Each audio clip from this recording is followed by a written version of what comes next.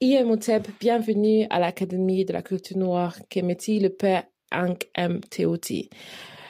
Aujourd'hui, nous allons parler d'un argument très intéressant, spécialement parce qu'on arrive à la fin de l'année, on arrive dans la période de l'année où les gens vont célébrer les festivités. Et à la fin de l'année, comme chaque année, nous allons écouter les musiques avec des chanteurs que nous trouvons qui ne sont pas les meilleurs exemples pour nos enfants. Des musiques qui ont des vidéos avec des filles ou des garçons mal habillés que nous trouvons ne sont pas de très bons exemples pour les enfants. Mais également, nous allons regarder des films et aussi nous allons acheter des choses qui sont promues par des personnes que nous ne respectons pas, dans le sens où des personnes que nous ne voulons pas que nos enfants deviennent comme eux, comme ils sont dans la vraie vie, au final. Et aujourd'hui, nous allons explorer pourquoi il semble que c'est assez normal pour nous d'accepter ce genre de comportement, d'accepter la musique, d'accepter tous les éléments qui détruisent notre communauté. Eh bien, c'est parce que ces éléments, au fait, sont un rappel que nous sommes comme ça dans notre communauté déjà, avant même d'aller aller à l'extérieur. Douane. L'exemple est frappant parce qu'en fait, la musique euh, ou l'art et le théâtre est le miroir d'un peuple. Ok? Et on ne peut pas regarder à la musique comme quelque chose de mauvais. On doit plutôt regarder la musique comme un indicateur. C'est comme quand on met l'huile dans le moteur d'une voiture. On a au niveau du cadran, on a, je pense, quelque chose qui indique le niveau de l'huile. Alors, la musique, c'est un indicateur du niveau de la destruction culturelle dans laquelle nous nous sommes engagés. Disons, nous sommes engagés depuis un certain temps. Et cela vient de bien longtemps. Ce sujet est directement relié à la situation que nous avons vue, que nous voyons aujourd'hui singulièrement, celui des abus sexuels. Okay, que nous sommes en train de voir s'éparpiller, devenir un vrai drame. Et aujourd'hui, avec beaucoup de tristesse, nous sommes en train d'observer que, en fait, dans les communautés, dans cette nouvelle culture qui s'est dégagée de la culture coloniale africaine, il y a quelque chose qui a toujours bougé dans l'ombre. Dont on a négligé, on n'a pas pu dénouer les contours, mais qui est omniprésent. C'est cette culture pour laquelle des provenances typiquement occultistes, cette culture basée sur les abus sexuels. Nous avons vu des cas où dans des familles, les oncles couchent avec les nièces, les tantes avec les neveux, et les frères avec les cousins, et un désordre inconceptible. Et on se dit, mais où sont passées les bonnes valeurs africaines? Mais le problème, c'est que les valeurs que nous considérons africaines sont des valeurs qui sont sorties de la colonisation. Et la colonisation nous a apporté justement cette idée de dépravation, qui est en fait une forme de dislocation temporelle causée par la perte de culture. Et la culture, ce sont des points de référence. Hein. Et ces points de référence ont été perdus. Nous sommes basculés dans les bas. Et aujourd'hui, cela devient un drame. Et ce drame est très profond parce que ce que nous sommes aujourd'hui, ce qui se manifeste comme des abus sexuels aujourd'hui, comme nous les voyons dans les familles, a commencé il y a longtemps. Moi, je suis né dans les années à la fin des années 70. On a souffert quand même des abus qui naissaient d'un manque d'amour.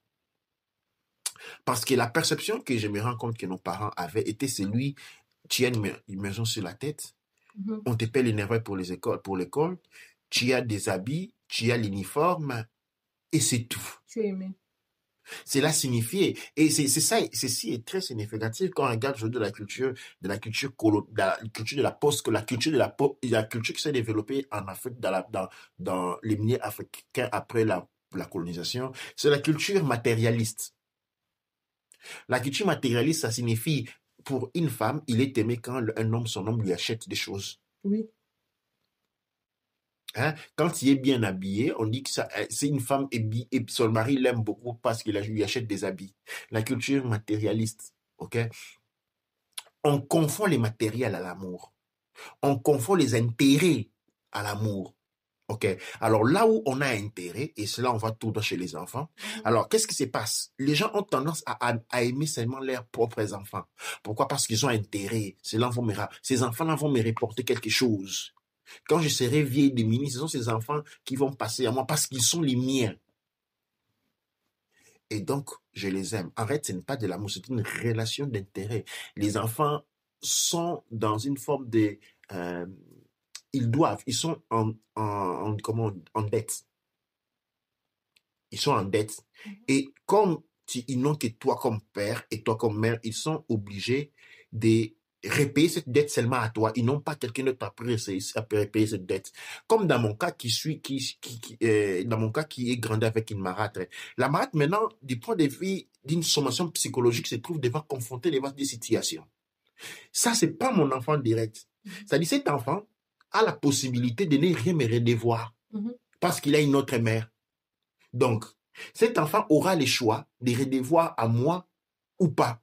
Mais mon enfant à moi doit à moi parce qu'il n'a pas d'autre mère. Et donc, maintenant, je dois chérir cet enfant, non parce que je l'aime, parce que la relation par intérêt est assurée. Par contre, l'autre enfant, la relation de l'intérêt n'est pas assurée. Et donc, je m'en fous complètement de lui. En fait, elle n'aimait ni moi, ni ses propres enfants. Mais ce que nous, l'on interprétait comme amour, était les retours garantis de l'investissement. Les retours garantis de l'investissement faisaient j'ai grandi avec une marâtre. Elle préférait ce qu'elle pensait dans sa tête être ses enfants. Donc, elle pensait aimer ses enfants. Mais ce n'était pas le cas. Ce n'était pas le cas quand on va dire profondément la psychologie. Wow. Et ce manque d'amour a caractérisé les sociétés africaines de l'après l'indépendance, nouées autour d'une conception culturelle et une conception culturelle et la perception de l'identité basée sur le matérialisme culturel. Innové de l'année de l'après l'indépendance. Et ça, c'était un poison qui nous a détruits petit à petit. Parce qu'il n'y a pas une mesure juste. Il y a, par exemple, les parents aimaient beaucoup les enfants qui étudiaient bien à l'école. Et quand ils n'avaient pas beaucoup de points à l'école, les parents ne t'aimaient pas beaucoup. Pourquoi? J'ai l'impression qu'on ne t'aimait pas trop. Pourquoi? Tout simplement parce qu'il y avait maintenant un problème au niveau de la garantie des retours des investissements. Tu ne présentais plus un profil qui garantissait la satisfaction des investissements. Et ce déclic-là était transcrit, était perçu comme un manque d'amour. En réalité, quand nous sommes entrés sous la colonisation, nous avons été chosifiés. La colonisation nous a chosifiés, on est devenus des objets. Et comme objet, on avait une rentabilité. OK, non? C'est-à-dire, l'homme de 15 ans, bien musclé, était là pour travailler. La femme, 14 ans, ça a été là pour produire des enfants. OK? Ben là, cette notion de rentabilité, nous l'avons absorbée. La rentabilité est matérialistique. Et cette rentabilité matérialistique s'est traduite à une tradition propre. Et cette tradition a été absorbée. Et nous l'avons continué à appliquer. C'est ainsi qu'aujourd'hui, là, nous sommes génération après génération, la situation s'est empirée. Et nous sommes aujourd'hui à la dévalorisation de l'identité humaine à travers les dépravations sexuelles. Parce qu'un dépravé sexuel est une personne qui renonce d'une certaine manière à sa culture et par conséquent à son identité humaine. Et ceci est une situation qui est en train d'envahir, de détruire l'âme de la personne et devenir un fléau. Pourquoi? Parce que les sociétés coloniales ont été savourées par un manque d'amour. Ce que l'on a défini l'amour, c'est une relation de rentabilité des intérêts, des investissements, disons des capitaux investis en termes d'intérêts produits. Ça, c'est un grand problème de ce point de vue-là. C'est un grand problème, mais c'est aussi, il y a une des valeurs, il y a une des valeurs absolues. Parce que, et ces deux valeurs, il est arrivé du fait que, comme tu parlais de la colonisation, on a eu l'esclavage, la colonisation. Mais en général, la colonisation et l'esclavage, c'était des fléaux qui, l'esclavage, c'était une souffrance dans certaines parties du monde. C'est comme si on prenait les Noirs, entre guillemets, de l'Afrique pour leur faire souffrir en Amérique ou en Europe. La colonisation, c'est devenu les personnes en question. On leur fait souffrir dans leur propre terre. On leur fait devenir comme nous. On leur demande de vivre. On leur prend de leur chaque jour pour qu'ils puissent vivre pour nous, comme nous, qu'on soit là ou pas. Au moment où maintenant, la personne n'est plus là, au fait. Donc, la personne qui te fouettait pour travailler pour lui pour cultiver le coton pour lui en Amérique, on te laisse chez toi et on te fait toujours travailler là comme ça. Et jusqu'au point où la personne n'est plus là, mais on voit toujours le comportement de l'esclave, le comportement de la personne qui est sous domination. C'est ce qu'on appelle social engineering. Social engineering, c'est ça. On programme une personne, et nous l'avons vu avec Willie Lynch, on programme une personne à fonctionner d'une certaine manière. Et une fois que cette programmation a été faite, pourquoi on programmait beaucoup plus la femme? Parce que la femme est porteur des enfants. Et une fois que la femme a été programmée, elle commence à reprogrammer tous les enfants qui vont naître sous le même conditionnement. Et c'est les drames que nous sommes en train de connaître, hein, les drames que nous sommes en train de connaître aujourd'hui. Mais encore plus important, cette réalité nous l'avons vu volatile, mais les découvertes que nous sommes en train de faire maintenant à travers des situations où des familles entières se lancent dans un prologue des orgies sexuelles interfamiliales. OK? Et les enfants en sortent détruits. Les hommes comme les femmes. Mais avec avec une graine de la même maladie qu'ils seront prêts à reproduire dans la future génération. Et ces genres d'actes dans les communautés noires ont été perpétrés par les personnes les plus respectables possibles. Et la couverture a été garantie par la plupart des églises, où l'on force les personnes à ne pas parler, à ne pas dénoncer les faits. Et cela passe sous les bruits de tout le monde. Les personnes qui ont été abusées n'en sont pas sorties et sont devenues les garants des futurs abusés. Parce que certains comportements, nous l'avons vu, on envoie un enfant, une fille de 14 ans, 15 ans, aller préparer chez un oncle quand il est seul, quand sa femme n'est pas là. Et un oncle déjà avec un profil assez doubier. Nous avons vu cela, où on laisse les enfants avec des oncles de profil assez doubier. OK? Et des choses qui se sont produites. On a vu des oncles faire venir des nièces de l'Afrique. Et une fois que ces nièces sont arrivés ici, eh bien, ils se sont révélés sexuellement sur eux. Mais tout comme nous avons des situations où des pères couchent avec leurs propres filles en présence de la mère, ou des fois la mère est au courant. Des fois c'est la mère même qui va préparer sa fille pour de telles situations. Et ceci est fait dans le silence complet.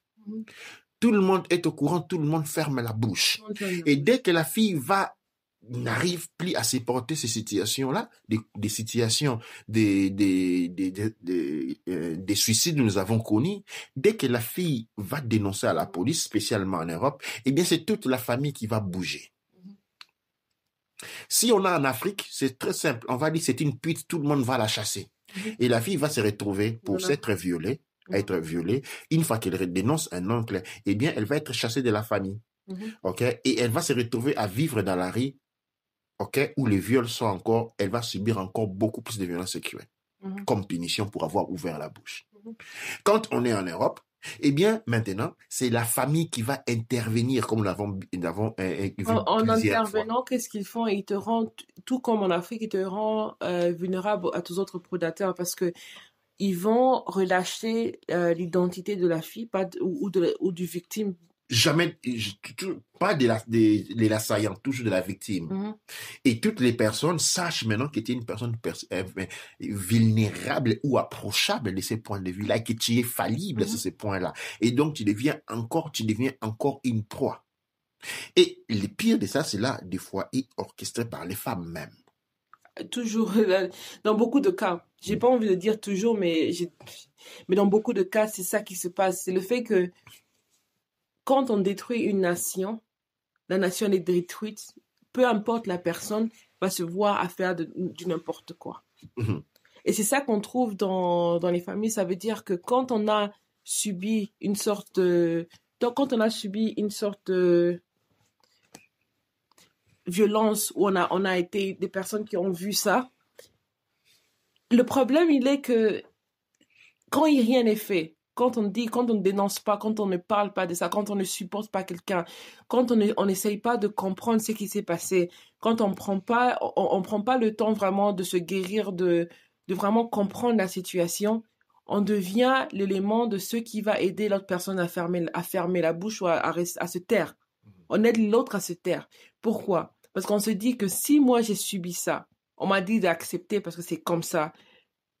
Du moment où quelqu'un d'autre vient parler, ça veut dire que c'était pas comme ça. Mhm. Donc, j'aurais pas dû subir ça. Mhm. Donc, comme moi j'ai subi, toi aussi subis ça aussi. Mhm. Et ça, c'est la violence aussi conjugale aussi. On va dire aux femmes que tu penses quoi, moi et ton père, c'était bien? Non. Mhm. Subis. Ferme ta bouche. Ouais. Quand tu sors, n'oublie pas de mettre ton rouge à lèvres et de sourire. Vraiment. Oui. Moi, une fois, une femme m'a dit, j'étais petite. Une femme m'a dit, dans un couple, peu importe ce qui se passe, n'oublie pas de mettre de lait de beauté, de bien mettre de lait de beauté dans ton corps, que tu aies mangé ou pas, mets le lait de beauté, tu mets ton maquillage, tu sors, tu souris. Et brosse les dents si t'as pas mangé. Ouais. Situation dévastante si l'on considère la portée et la relevance, et spécialement l'impact que cela a sur les jeunes en sortent complètement brisés. Et je me souviens des fois, quand on grandissait, il y avait toujours des fois une fille qui avait une mauvaise réputation. On ne savait pas qu'est-ce qu'elle avait fait, mais tout le monde, spécialement les adultes, était d'accord que c'était une mauvaise fille. On ne savait jamais. On n'a jamais dit qu'elle avait volé. Non. Tout le monde était convaincu que c'était une mauvaise fille. Généralement, c'était des filles qui avaient été abusées sexuellement ou qui s'étaient rebellées à cela. Tu vois. Et c'est cette présence, cette obscurité que nous avons adoptée dans les cultures post-coloniales sont aujourd'hui devenues un cadre monstrueux où en fait la jeunesse est sacrifiée. La jeunesse aujourd'hui, elle est sacrifiée parce qu'elle est abusée de tout le coin. Et maintenant, avec les phénomènes de Afrobeat, la situation est encore plus pire parce que tout est orienté vers la sexualité. Et en Europe, la situation est grave encore parce qu'il y a maintenant l'instruction qui maintenant, d'une certaine manière, légalise la sexualité infantile. Ok. Maintenant, imaginez déjà je parle en tant que des communautés africaines, dans la situation où pendant qu'elle est illégale, ok, pendant qu'il est illégal d'avoir des intercourses sexuels avec un enfant, ils se font et c'est un drame. Et imagine maintenant la légaliser. Ouais. Imagine cela être légalisé.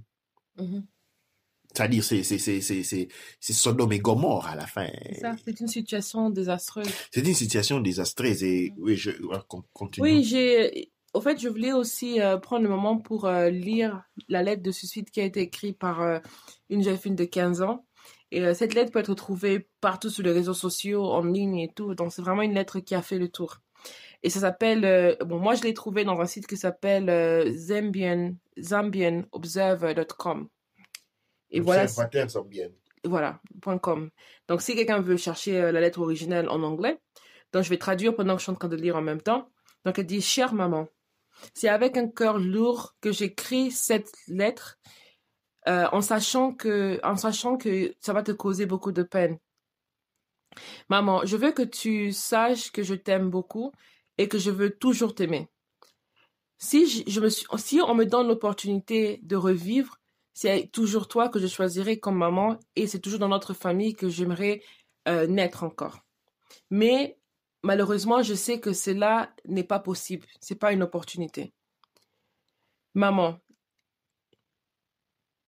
j'ai pas envie de faire ça, mais j'ai été amenée ici par des circonstances qui étaient au dehors de mon contrôle. Et donc, je dois plonger. J'ai essayé de mon mieux pour sortir de cette situation, mais mon mieux n'était pas assez.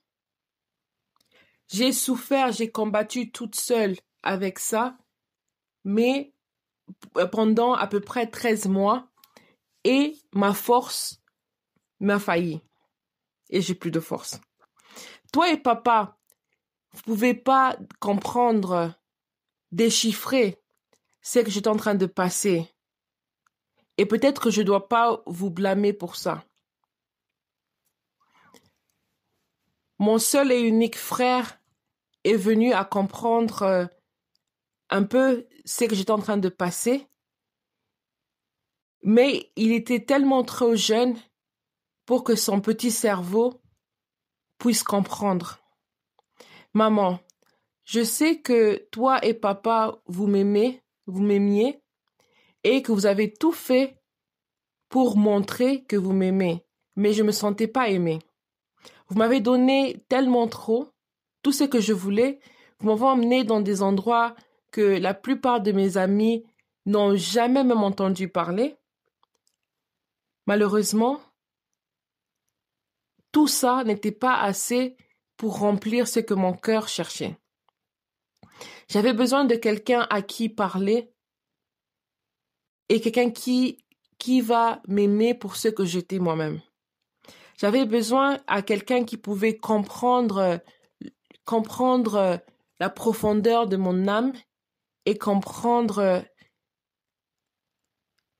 le vacuum, donc comprendre le vide qu'il y avait dedans. Le vide qu'il y avait en moi.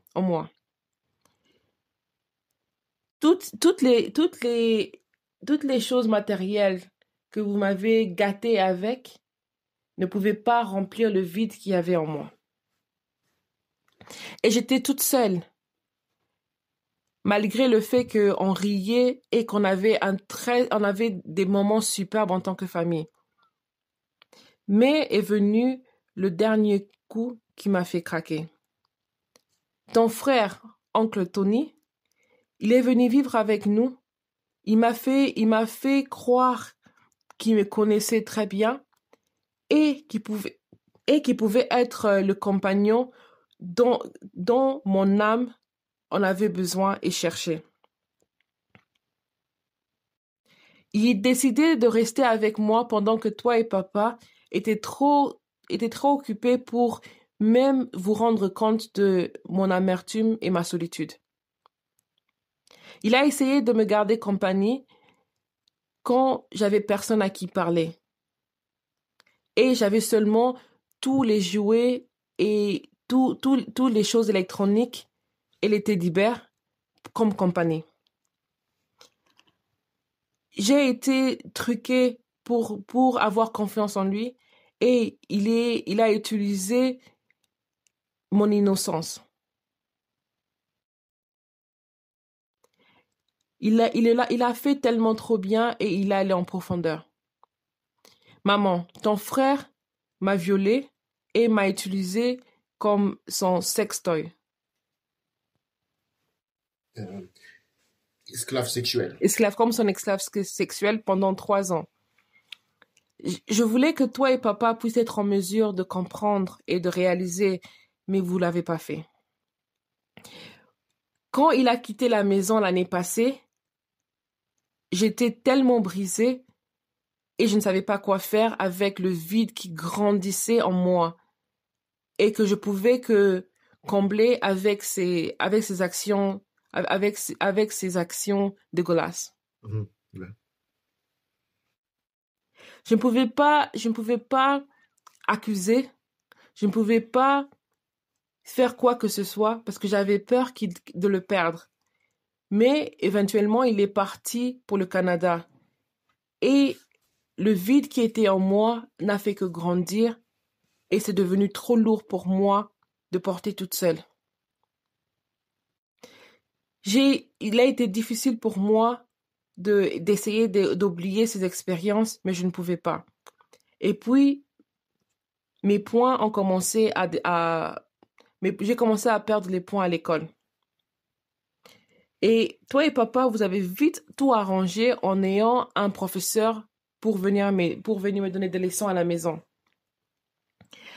Maman, cet acte singulier, trouver le professeur, m'a aidé à arriver rapidement jusque là où je suis, jusqu'à ce que je vais faire dans quelques minutes. Le professeur qui est venu pour me donner des leçons à la maison me rappelait tellement trop de tonton Tony et dans beaucoup d'occasions, j'avais envie de le prendre, de sauter sur lui pour remplir le vide que Tony a laissé dans son absence en moi. Maman, je dois faire ça parce que je me sentais seule. Est-ce que tu t'es déjà imaginé ce que je faisais dans ma chambre quand j'étais toute seule tout ce temps? Est-ce que tu ne pouvais pas vraiment aller en dehors de toi, en dehors de ton temps, pour venir passer quelque temps avec moi et parler avec moi? Il y a beaucoup de choses que je pouvais te dire, tellement j'avais mal, mais j'ai pas envie de te causer encore plus de peine. Et je vais laisser tous ces tourments mourir dans mon corps souillé. S'il te plaît, fais en sorte que mon petit frère ne puisse pas arriver au point où je suis arrivée aujourd'hui. Aussi, dis à tes amis, à tes collègues qui ont des enfants, de parler avec eux et de tout comprendre avant qu'il soit trop tard.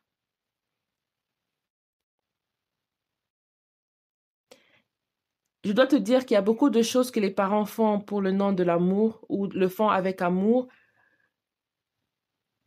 ne sont pas des choses dont les jeunes, les enfants en ont besoin. Et sache que je serai partie beaucoup d'heures avant que tu puisses lire cette note. Mais il y a une chose qui me rassure, qui me sécure, c'est le fait que David sera toujours avec toi. Transfère l'amour que tu as pour moi vers lui. J'ai laissé tous mes coordonnées bancaires, mes mots de passe de mon téléphone, de mon ordinateur, dans une pièce de papier que je vais laisser dans la table à côté dans ta chambre. Tu vas me manquer et ça me fait tellement trop de peine à vider le contenu de cette bouteille dans ma main, mais je me sens contrainte à le faire de toutes les façons, de toutes les manières. Dis à papa et à David que je les aime beaucoup. Aussi, dis à mes amis de ne pas me envier. Au revoir, maman. Et ça, c'est une lettre de suicide. C'est une lettre de Et suicide. après ça, la fille se suicidait. C'est suicidé. Et ce qui me peine le plus, c'est dis à mes amis de ne pas m'envier. Dans quelle situation les enfants grandissent aujourd'hui? Ouais. C'est très singulier et très profond, l'être. Ça m'a ramené dans mon enfance parce que je me souviens, dans mon enfance, être quelque part entre les 5 et les 5 et les 9 ans, peut-être, moi aussi j'ai tenté le suicide 3 fois. Mm-hmm. Tu sais, c'est quoi la belle chose? Personne ne s'en est rendu compte. Ouais. Personne ne s'est rendu compte. J'ai tenté de me suicider 3 fois. Personne ne s'est même jamais rendu compte. C'est-à-dire, on était des trophées à nos parents. Et comment nous nous sentions ne leur intéressait minimum pas. Mm-hmm. c'est pas de leur faute. Comme je disais, on est sorti de l'esclavage, de la colonisation, pensant connaître l'amour pendant que nous avons été des objets commerciaux pendant longtemps. Et tout ce que nous connaissions, c'était la valeur économique d'une chose, la rentabilité d'une chose, la rentabilité d'un investissement. Et comme nos ancêtres avaient été considérés comme ça, cela a été transféré aux enfants qui étaient nos parents. Et nos parents nous ont conçus dans le même déterminisme, dans la même conception où l'on pense parler de l'amour. En réalité, il s'agit tout simplement tout court de la rentabilité. Moi non plus, je me souviens pas une seule fois mon père est venu me demander, même pas mon père, qui que ce soit, très peu, peut-être mon oncle. Mais je me vois très peu de fois, on vient me dire comment tu vas. Or, sachant, on a grandi avec une marâtre, c'était au bord de l'enfer. Moi, je me souviens, à l'école primaire, quand on faisait des thèmes, on demandait où j'habitais, je m'étais toujours à l'enfer. Il n'y a pas eu un professeur qui t'a assis pour te demander? Absolument pas, absolument pas, absolument pas. Et je me souviens, quand j'étais petit, j'allais chez mes voisins, je regardais mes amis. Quand ils allaient embrasser leurs parents, ils parlaient avec leurs parents, c'est moi, ça n'existait pas. Et chez moi, nous, les garçons, on n'était pas permis de nous asseoir à côté de notre père dans les salons. Nous, on devait rester on devait s'asseoir dans la table à manger. Et ça, c'est depuis l'enfance. C'est-à-dire, notre père était une entité éloignée. C'était les enfants de la marâtre qui avaient accès. Nous, on était relégués loin. On n'avait pas ces privilèges-là. On était vraiment... Et ça, c'est devant... c'est que j'ai vraiment envie de souligner, avant de te laisser continuer, c'est que ça se passait devant tout le monde. C'était pas caché, c'était devant les yeux de tous. Tout le monde. Et ton père, il était présent, il était conscient d'avoir certains de ses enfants vers lui et d'autres de ses enfants... Les autres étaient ni loin. Très loin, avec des habits déchirés. Oui, très loin. Moi, je me souviens très loin. Je me souviens des habits déchirés. Je me souviens que pendant une période, on avait un seul sous-vêtement pour 3 garçons. Et c'était différents âges aussi. Oui, et mon petit frère, on devait mettre un élastique à côté pour le lui mettre. Et il était en lambeaux. Il était en lambeaux des fois. Je me souviens, mon petit frère avait un sous-vêtement qui ne se voyait, qu'il n'y avait que les devants, les derrière étaient complètement perdus tellement il était usé. Tellement il était usé. Et on a vécu de ça. Les gens les savaient. Et cela a été normalisé. Je ne sais pas par quel genre d'enchantement démoniaque cela a été rendu possible. Mais les gens parlaient, il y avait personne qui a le courage. Le même courage dont on est en train de parler maintenant pour dénoncer. On a eu le même système. C'est-à-dire les habits sont consommés. OK? Et personne ne dit jamais rien. Cette lâcheté culturelle qui est justement venue avec la colonisation parce que les maîtres battaient les gens et puis tout le monde s'est taisé. Tout le monde disait rien. Il y avait un seul blanc dans un champ avec 500 noirs et un seul blanc se permettait de fouetter un seul et tout le monde était là à regarder ce qui se passe durant la colonisation. Et nous avons été affectés par ces mécanismes-là. Et ces mécanismes, malheureusement, quand on manipule les formes pensées, il y a des ombres qui naissent. Et ces ombres-là ont été permanents, omniprésents dans notre culture, dans les habitudes qui sont restées justement dans l'ombre cachée. Et aujourd'hui, nous sommes à mesure de voir parce que nous pouvons les regarder, mais ils ont été là parce que moi, quand j'attends cette lettre, j'ai vu ça en grandissant, d'une manière ou d'une autre. Et c'était des choses dont on ne parlait pas, les non-dits, les récits, où on parlait des personnes à cette fille. Et chaque fois qu'on parlait d'une fille parce qu'elle était une mauvaise fille, c'est parce qu'une fille qui avait été abusée. Et la manière, on le voit aujourd'hui, une fille est abusée en Afrique, qu'est-ce qu'on fait? À mon époque, bien entendu, elle doit fermer la bouche. Dès qu'elle parle, on va s'arranger pour lui donner une mauvaise réputation. Une machine répressive meurtrière comme l'Inquisition. On va lui donner une mauvaise réputation pour la faire passer pour une folle. Pour la faire un exemple pour les autres. On va faire un exemple parce que tout le monde tient la bouche cousue. Et en Europe, qu'est-ce qu'on va faire? Eh bien, la machine va encore se mettre en marche pour essayer de te faire taire avec les églises les églises étaient les maîtres dans la communauté en Afrique, qui se fait ce travail aujourd'hui, c'est dans les églises. Ou à la limite, on prend l'enfant, on renvoie en Afrique et ce genre de choses. Et tout est cousu, toutes les bouches vont continuer. Mais c'est mal arrange les personnes. Et comme tu disais avant, même les systèmes légaux, des fois, ne sont pas la réponse parce que maintenant, Aujourd'hui, il y a beaucoup de cas légaux où on dit que parce qu'une fille avait porté un sous-vêtement, ça veut dire qu'elle était prête à être violée, plus ou moins, entre guillemets. Donc, ils ont jugé que son sous-vêtement a déterminé elle a dit oui à l'acte sexuel qui était arrivé plusieurs heures plus tard après qu'elle ait quitté sa maison. Ouais. Oui, la système judiciaire aujourd'hui est en train de créer beaucoup plus de problèmes parce que aujourd'hui, avec les abus sexuels sont illégaux. Mhm. Mais de la communauté noire veut dans l'ampleur. Imaginons maintenant avec cette histoire qu'on apprend, on est en train de légaliser le sexe entre les adultes et les enfants et on est en train d'enseigner cela aux enfants à l'école. Imagine les conséquences que cela va avoir. Mhm. Imagine l'impact que cela va avoir au niveau des familles. Ça va être la désolation. C'est Sodome et Gomorrhe pratiquement. Nous sommes Parce en train que d'aller et les communautés, cela nous intéresse nous spécialement les communautés noires. Parce que les communautés pakistanaises, indiennes et chinoises ne sont complètement concernées pas par cela. Parce que vivant à l'étranger, ils ont des conseils, des aînés. Et quand je dis des aînés, je dis des aînés moraux et éthiques qui ont la charge de supervisionner la situation des familles et sont appelés à intervenir dans ces cas. Et leur autorité est indiscutable. Et quand ils branchent une sentence, c'est une sentence et ils sont tenus au respect. Ils accompagnent la communauté. Nous, c'est là, il n'y en a pas. Et on est livré à des situations qui n'arrivent pas aux autres.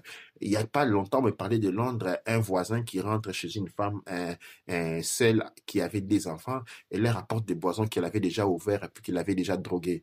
Il leur donne la boisson et l'alcool et disons, le jus était déjà drogué et la femme et ses enfants tombent par terre et complètement il y a une violence sexuelle consommée comme ça pleinement et la femme et les enfants en même temps. Et puis les gars finissent sans ça.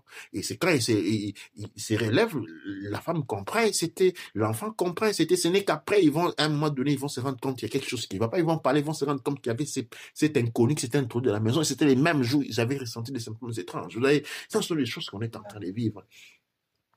On est en train de vivre, c'est-à-dire il y a une perte de culture monumentale. Même les garde-fous qui préservaient encore les petits qui étaient restés est tombé dans les dissous. Et la présence des ombres dans la communauté noire est tellement forte et tellement oppressante que l'on est en train de s'autodétruire d'une manière épocale parce que une génération qui ne se rend pas compte que la jeunesse doit être protégée, qui ne la protège pas, qui est en train de manger la génération, qui ne la qui ne la protège pas, et qui protège les vieux aujourd'hui. On protège les vieux au lieu de protéger les jeunes pendant que les jeunes qui sont la future, mais les vieux sont finis. On protège les vieux, on protège l'idée de leur réputation, Oui. on protège l'idée de ce qu'ils ont fait pour la communauté pendant qu'on sait très bien qu'il n'y a pas beaucoup qui a été fait. C'est aujourd'hui, qu'est-ce qu'on voit? On voit que quand un musicien africain meurt aujourd'hui, il y a toute une liste ou toute une liste de enfants. 50 enfants, 60 enfants qui sortent comme ça de la rue et on refuse. Et dans beaucoup de cas, qu'est-ce qu'on voit? C'est que j'aime parler par exemple d'exemple de Papa Wemba. Papa Wemba, il est venu avec une histoire. Il y avait les Fioti Fioti, des danseuses qui avaient tous entre 12, la plus jeune avait 12 ans et la plus, c'était des mineurs, la plus grande, la plus vieille, elle a été 17 ans. Donc, c'était des mineurs qui dansaient pour lui et tout dans un clip, dans une vidéo. Et c'était vraiment une nouvelle génération parce qu'avant, les danseurs, c'était des adultes. Maintenant, c'est des mineurs. Et qu'est-ce qui se trouve? Il se trouve que plus tard, on retrouve que il y avait des rumeurs comme quoi ces mineurs étaient abusés par non seulement lui, les chanteurs et toutes les personnes tous les personnes qui payaient pour lui ou quoi que ce soit, pouvaient payer pour pour avoir son nom chanté ou encore pour passer une nuit avec une des Fioti Fioti. Le problème on est quoi? Il est que avec toutes ces rumeurs qui passaient, avec tous les cas de toutes ces personnes, on n'a jamais eu même pas une personne qui a été investiguée ou même pas, on n'a même pas fait asseoir la communauté, asseoir Papa Wemba et les filles pour poser la question, demander qu'est-ce qui se passe. On n'a jamais eu ça. On n'a jamais parlé avec elle, on n'a jamais essayé de comprendre qu'est-ce qui se passait qu'est-ce qui se passait vraiment pour comprendre que c'était des enfants de la communauté qui ont été justement, il n'y a pas, depuis tes propres parents au gouvernement, la perception qu'on a des enfants et que ce sont des biens d'investissement. Et dans le cas de Papa Wemba, il avait trouvé la meilleure manière de pratiquement retirer les intérêts avant que le capital soit investi. Ça dit, c'est un génie pour eux. C'est-à-dire, imaginez quelqu'un qui est en mesure de générer des intérêts d'un capital qui n'a pas encore été investi. Parce qu'il y a encore des enfants. C'est ça, ce qui est... Et c'est pourquoi dans cette notion-là n'est pas légalisée parce que c'est normalisé depuis la colonisation. Cette pratique-là, nous l'avons dénoncé la colonisation. Les colons étaient celui qui utilisait les enfants sexuellement pour la reproduction, pour les habits, ainsi de suite. Et c'est pas quelque chose qui était légalisé. Et nous avons continué sur les mêmes profils dans le sens que la question éthique et morale n'est pas redevable des lois. Sinon, en cas de guerre politique, nous avons vu, on va arrêter quelqu'un parce qu'il y a une guerre politique, mais elle n'est pas une notion appliquée et garantie de manière solennelle. Pourquoi nous fonctionnons encore dans le sillage de la conception coloniale. Et cette conception génère des espaces vides, des poches, des ombres obscures qui sont en train de nous manger. C'est-à-dire, nous n'avons pas cette conceptualisation de la psychologie pour lesquelles un mal fait, une parole mauvaise dit, crée beaucoup de drames dans une personne. Il n'y a pas cette conscience-là. Et c'est comme si vraiment le monde noir, vraiment, avec l'esclavage et la colonisation, nous avons été fermés et que les autres ont évolué sur un élan de 500 ans et nous sommes restés arrêtés à ces points-là. Mais nous nous confrontons dans ce monde que nous appelons moderne. Nous gérons les instruments dits modernes. Et cela a un impact néfaste sur nous. Et cet impact néfaste se répercute sur notre capacité de projection dans les futurs. Parce qu'en détruisant la jeunesse de la manière dont elle est détruite aujourd'hui, je ne parle pas seulement des abus sexuels, les abus enfants, comme on maltraite les enfants. C'est-à-dire la conception aujourd'hui, éduquer une enfant, c'est les taper. De gronder, c'est briser l'auto-estime de l'enfant. Mais quand un enfant dont l'auto-estime a été brisé, c'est un enfant qui n'ira nulle part parce qu'il ne pourra pas encore, il ne pourra compéter que parmi ceux qui sont brisés comme lui. Mais quand il doit devoir se compéter avec un enfant chinois qui n'est pas brisé, avec un enfant italien qui n'est pas brisé, il est perdant dès le départ, il ne peut pas compéter en aucune manière. Absolument pas. Et nous avons ce moment où on tape les enfants, on engueule les enfants, les habille sur les enfants, comment on dit, on porte les enfants à développer de l'hypocrisie où les filles sont contraintes à rester dans les maisons, à la virginité, c'est-à-dire les relations sexuelles seulement après les mariages qui en réalité cachent les traumatismes des abus sexuels. Oui. Ça, c'est notre volet. Pourquoi? Parce qu'une jeune fille qui a été abusée par un adulte, une fille de 4 ans à 8 ans abusée, à 4 ans, 12 ans abusée par un adulte, il y a ce qu'on appelle le processus psychologique de protection. Le système neuronal va pratiquement éliminer cette action-là. L'enfant ne s'en souviendra pas de manière directe. Ça lui reviendra comme des rêves. Donc, elle ne saura pas fixer les limites. Elle ne saura pas, mais se dire que c'est ça ce qui m'est arrivé. Elle ne pourra pas. Mais maintenant, on va garder cette situation-là jusqu'à son mariage parce que c'est seulement quand la fille maintenant va se marier, commence à avoir des rapports sexuels inconstants, que les mémoires vont commencer à retourner et cela va développer de la fragilité en elle dans un de certains cas. Et on dit, le mariage n'a pas fonctionné, on a renvoyé l'enfant parce qu'elle est frigide. Les fragilités naissent en fait de la réaction de ces mémoires qui sont en train de s'activer. Mais c'est là où, c'est là où le génie de la communauté, où comment l'ombre a pris beaucoup d'espace dans la communauté, parce que qu'est-ce qui se passe, c'est que tout au long il y a des histoires qu'on nous racontait quand on était plus jeunes, et j'ai compris ça plus tard. On nous racontait des histoires genre, c'était comme si quand on passait du temps avec les grandes, les femmes et les mamans et tout, elles racontaient toujours entre elles les histoires genre, oh, tu as entendu tel, ou même pas avec des noms, mais oh, il paraît que dans cette communauté congolaise, par exemple, de Belgique, pendant qu'eux, ils sont à Londres, par exemple, dans la communauté congolaise de Belgique, c'est passé qu'il y avait une petite fille qui, on a réalisé qu'elle était abusée par un oncle, par exemple, le copain de sa maman. Pourquoi? Parce que on a vu une fille qui avait 11 ans, 12 ans comment on appelle, de s'épiler la peau comme une grande personne. Mhm. Donc, au final, on réalise que, et en s'épilant, elle dit que non, je m'épile comme le monsieur, il aime. Et donc, c'est comme ça qu'on réalise que pour que le monsieur puisse savoir comment, pour que la fille puisse savoir comment s'épiler, on réalise que non, non seulement le gars, il abusait la fille, mais il lui montrait même comment il fallait qu'elle puisse se présenter devant lui. Mhm. Et donc, c'est là qu'on réalise que non, il y a eu un abus. Et donc, ils sont allés chez les pasteurs, ils ont prié, ils ont chassé le gars, il a fouillé. Et c'est fini, l'histoire, elle était finie. Et donc, on nous racontait des histoires pareilles en étant grande. Alors, toutes les mamans, elles disaient, oh, c'est pas bien et tout. Mais la morale de l'histoire était quoi? Était que, en écoutant l'histoire, il y avait ces pas bien qui étaient là, mais en même temps, on te racontait comment, une fois que la fille avait raconté cette histoire, le sort de la fille était soit rien ne se passait, on oublie. Deuxièmement, après elle est traitée de c'était elle qui a cherché ça, c'est elle qui a commencé ça. C'est elle la pute. Deuxièmement, troisièmement, on l'a renvoyée au Congo pour ne pas gâcher la réputation de la famille, ou on l'a renvoyée au village encore pour ne pas gâcher la réputation de la famille, ou encore c'est une fille qu'on a dû mettre à l'écart à cause de ce qui s'est passé. Et le perpétrateur, donc soit c'était une fille ou un petit garçon aussi, ou n'importe, peu importe la personne vulnérable dans le scénario. Mais la personne, le perpétrateur, on va dire que non, cette personne-là, il a fui, le pasteur l'a grondé, la famille, on a fait peur, il est parti.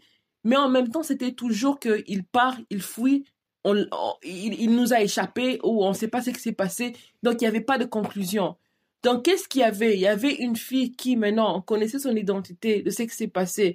Et c'est comme si son identité était souillée. Juste comme, bien évidemment, il y a cette année, je pense qu'il y avait une jeune fille congolaise qui a été violée par un groupe des élèves de la même école dont elle partait.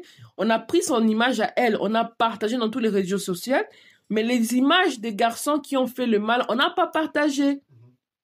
Donc, eux, ils peuvent se présenter dans l'ambassade de la Chine, de la France, partout là où ils veulent, sans pour autant qu'on puisse savoir que telle personne ils ont fouillé le système public au final. Mais qu'est-ce qu'on trouve? On trouve que dans d'autres pays, par contre, c'est la personne qui commet le crime qu'on montre à la télévision, on montre pas l'identité de la personne qui a été la victime.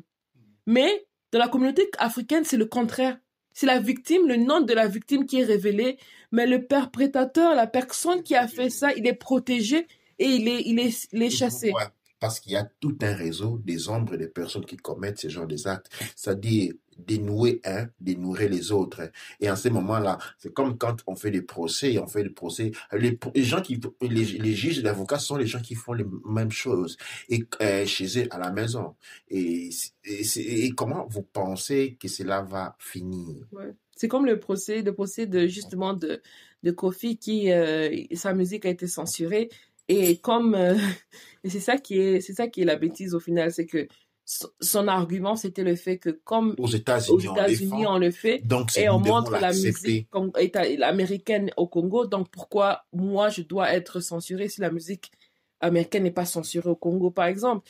Et qu'est-ce qui se fait? Il n'est pas censuré. Mais le problème, on est que quand on réalise que le réseau des abus des enfants, c'est un réseau qui est propagé dans plus ou moins toutes les familles, qu'on ne voit pas.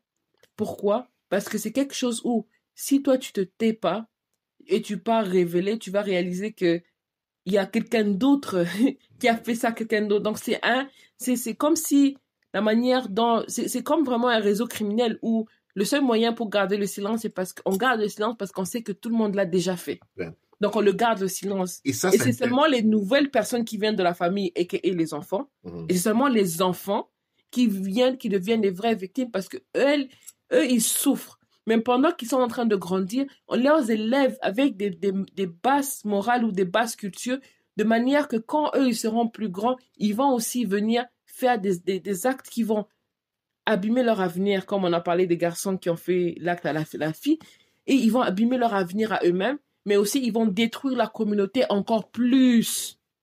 Et cette maladie naît justement des familles aristocrates, des soi-disant familles aristocrates noires, c'est-à-dire ce qu'on appelle dans la littérature coloniale les courbés, qui vont se comportant comme l'aristocratie occidentale, rentrent dans l'ésotérisme et exportent en Afrique ces attitudes occultes de ce qu'on appelle les relations sexuelles des groupes, justement basées sur, c'est toujours des vieilles personnes avec les jeunes femmes. Ça, c'est ou des jeunes hommes avec des vieilles femmes.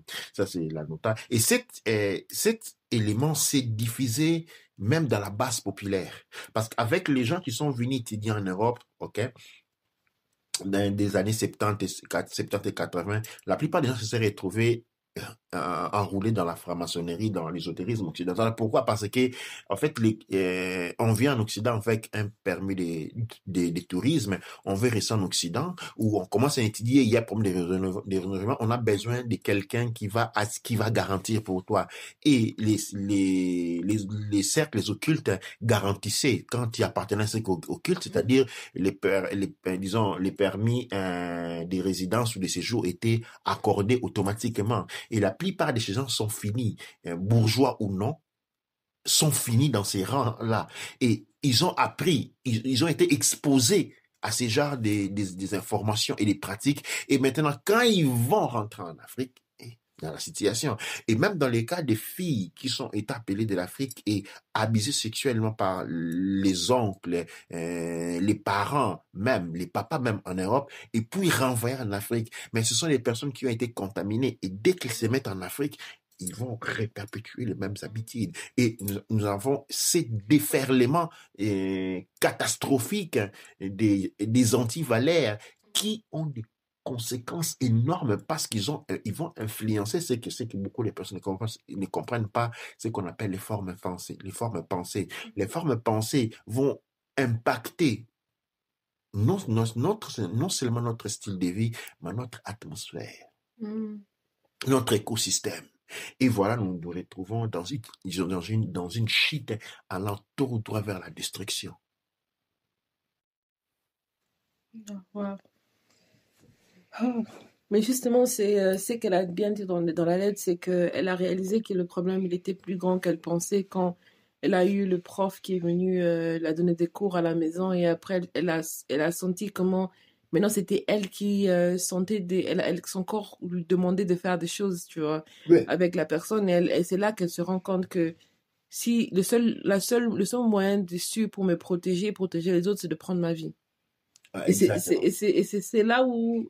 c'est là où beaucoup de gens vont dire que non, c'est une action et c'est ça qui les chrétiens vont dire que c'est diabolique. Quand tu prends ta propre vie, tu vas aller en enfer et tout. Mais non, c'est diabolique, la communauté. Elle a déjà prise. Ouais. Elle n'a pas pris sa vie. Absolument non, c'est vrai. Elle a mis un terme à ses souffrances. Sa vie a été prise par les parents et l'oncle. Ce sont ces 3 personnes qui l'ont tuée. Elle n'essaie pas de tuer. Et en communauté, il y a aussi la communauté, parce qu'elle partait dans les églises. Exactement, tout cela, ce sont eux les vrais responsables de sa mort. C'est eux qui l'ont tué. Là, nous n'allons pas parler d'un suicide, moi je parlerai d'un assassinat. Absolument. Ça, c'est un assassinat. Ouais. Elle a donné un point final à ses souffrances. C'est tout ce qu'elle a fait. On ne peut pas en vouloir un homme pour ne pas vouloir souffrir. Mais ça, ce sont des cas où on doit pouvoir commencer maintenant. C'est un suicide? Non, c'est un assassinat. Un assassinat collectif auquel on participe l'oncle, les parents, les parents et la communauté. Parce que la communauté s'est devait de porter vigilance, savoir, interroger, parler, questionner, montrer qu'on est toujours présent. Et quand on abandonne cela, eh bien, on est fini. Et c'est maintenant qu'on est en train de finir, parce que maintenant, on est en train de voir ça dans la communauté. On attend que les filles se font violer gauche et droite dans les maisons. Dans la famille, on est en train de parler de la communauté congolaise. Les filles se font violer. gauche et droite dans Les les villes dans garçons lesquelles aussi. les garçons aussi, nous sommes sur ce genre de situation-là. Mhm. Et comment nous adressons cela? Et c'est là que je pense que Et les enfants, au final, l'information sort quand c'est trop tard, souvent, parce que soit les enfants se trouvent maintenant à prendre des drogues, à boire beaucoup pour cacher cette souffrance-là. Et c'est là que maintenant, la personne, elle est adulte. Et là, maintenant, elle aussi, elle devient coupable de faire ce qu'elle est en train de faire et elle peut se retrouver en prison. Base au fait qu'elle n'arrive pas à trouver un moyen pour s'exprimer, pour parler. Donc, c'est comme ça que moi, je trouve que c'est vrai que c'est collectif. Et surtout, tout ça, tout ce qui n'aide pas aussi, c'est que d'avoir toutes les personnes de, qui parlent de la vérité, qui parlent d'avoir des mœurs, qui parlent de la communauté, qui parlent, avoir toutes ces personnes qui parlent d'être des personnes d'intégrité, des personnes d'autorité dans la famille ou dans la communauté, mais à qui on sait qu'on ne peut pas avoir des enfants autour d'eux. Et je pense que cette chose doit s'arrêter. On doit maintenant être en mesure d'arrêter de créer des personnes à mettre sur, je sais pas, sur des épaves ou des personnes à louer, pendant ouais, qu'on sait que ces personnes qu'on met sur des pédestals sont des personnes dubieuses pour la communauté, sont ouais, des personnes destructeurs, des meurtriers, parce que ça c'est c'est comme tu vrai. dis, c'est un meurtre. Oui, et ça revient à cette histoire qu'on appelle le respect africain.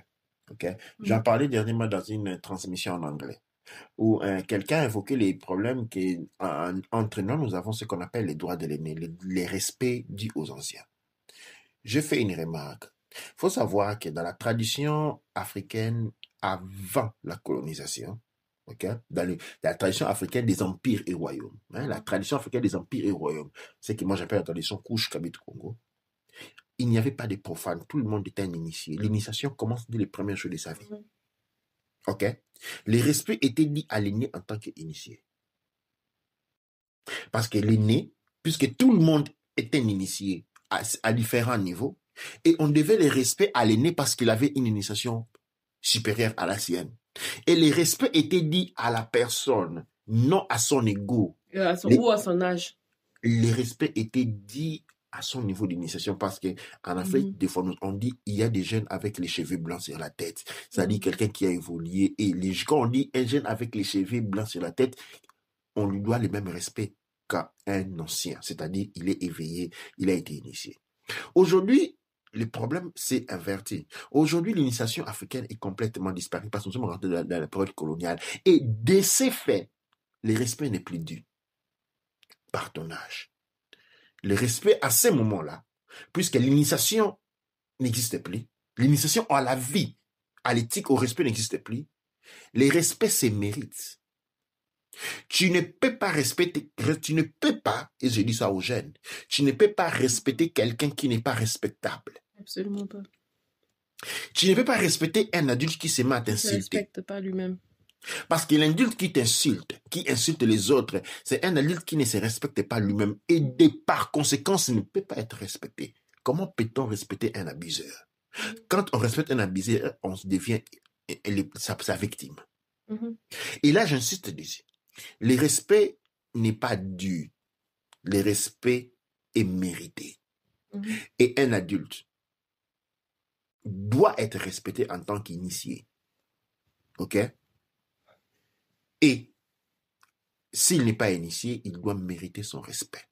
Et même quand on est initié, c'est pas un drapeau qu'on va bander, on doit devoir mériter son respect. C'est-à-dire aux jeunes, on respecte un adulte qui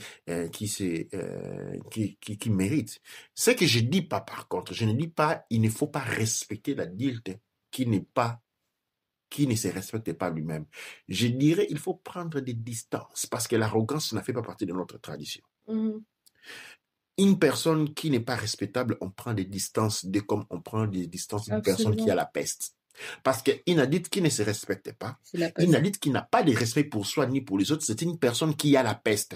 Et la peste est une maladie contagieuse. Absolument. Et donc, quand on est à mesure, quand on est en relation, quand on est à côté d'une personne qui ne se respecte pas, on prend les distances. Absolument. Parce que si tu engages une direction pour laquelle toi aussi tu ne respectes pas, il te contamine sa peste. Mhm. On prend les distances. Mhm. Et ça, c'est très important. Spécialement, je dis ça aux jeunes sœurs qui sont là derrière. Quand vous rendez comme que quelqu'un ne vous respecte pas, en tant que femme, en tant que personne, vous prenez tout de suite vos distances. Mhm, Tout de suite vos distances. mhm. Absolument. Et même quand tu dis, il y a plusieurs éléments que tu dis, mais il y a, en fait, ça me rappelle deux choses. En grandissant, je me rappelle, il y avait un ami, un ami à mes tantes qui me parlait et tout. Alors, il m'appelait maman. Et moi, j'avais un âge qui était juste indigit, donc j'avais moins de 10 ans. Et je me suis dit, ah, et pourquoi tu m'appelles maman? Je suis un enfant, ne m'appelle pas maman. Alors, il m'a dit, tu veux que je t'appelle tantine? J'ai dit, non, appelle pas tantine, appelle pas maman. Non, il m'a dit, non, je te dois du respect. Parce qu'une femme, c'est une maman. Mhm. Et donc, je te dois du respect. C'est pour ça que je t'appelais maman. C'est pour rappeler cette partie de respect. Mais je me rends compte que oui, je suis un adulte, mais toi, tu es une maman. Donc, je t'appelle maman. Parce que je te dois du respect pour ça. C'est la première chose. C'est que dans la culture Kush Kamit Congo, à une femme, on devait toujours du respect. Absolument. Numéro un. Parce que c'était la mère de la nation.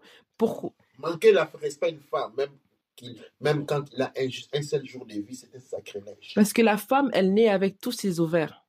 Mhm. Elle se développe pas plus tard. Elle naît avec toute la vie qu'elle va donner naissance quand elle sera plus grande, elle naît avec directement. Quand une femme elle est enceinte dans son ventre, elle a son enfant. Une femme, si une femme est enceinte d'une fille, elle a le bébé, elle a aussi les ovaires du bébé dans son ventre. Donc elle a ses petits enfants en elle. C'est comme ça qu'une femme c'est un univers. Mais deuxième élément, c'était une tante à moi me dit que en grandissant, encore une fois, j'étais jeune aussi à cette période, en grandissant, dès que tu te rends compte qu'un homme te parle, te fait la cour ou te parle des propos amoureux, directement, peu importe ton âge, vous avez le même âge.